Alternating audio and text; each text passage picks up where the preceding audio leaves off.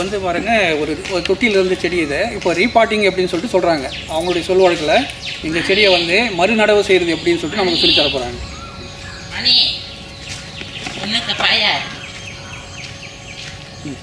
Empty தொட்டி இது பாருங்கள், கொஞ்சம் லைட்டாக தான் மண் போடணும். போட்டு இது வந்து அப்படியே உள்ளே வச்சு அப்படியே இது பண்ணக்கூடாது, கொஞ்சம் லைட்டாக வச்சுட்டு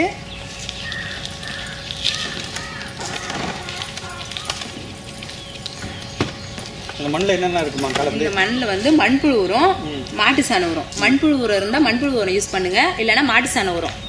ஆற்று மணல், வீடு கட்டிட்டு கருங்கல் ஜெலிச்சு வச்சுருக்காங்கல்ல, அந்த மண் தான் யூஸ் பண்ணணும். செம்மண்ணெல்லாம் யூஸ் பண்ணக்கூடாது அடிநீத்துக்கு. கூட என்ன போட்டிருக்கீங்க? கல் ஏதோ ஜெல்லி சிப்ஸ், அது மண்புழு உரம். அப்புறம் வந்து மணல், கொஞ்சம் லைட்டாக வந்து கொக்கோ பித் மிக்ஸ் பண்ணிக்கலாம், அவ்வளோதான்.